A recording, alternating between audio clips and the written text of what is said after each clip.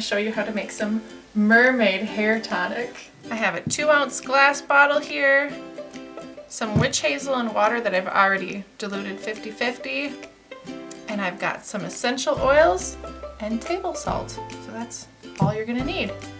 I like to use a funnel to make sure I get all my oil in there, and we're gonna start with lavender. For a 2-ounce bottle, I am going to do 15 drops of lavender, 15 drops of cedar wood. We're going to do 10 drops of rosemary and just 5 drops of geranium. And just a little bit of table salt. Some people really like to use a little bit of salt in there just to help it all blend well. Doesn't take much. And then witch hazel and water. Whoops. I'm just trying to get the rest of the oil out of this cap, and then it's really easier to just spray it in there.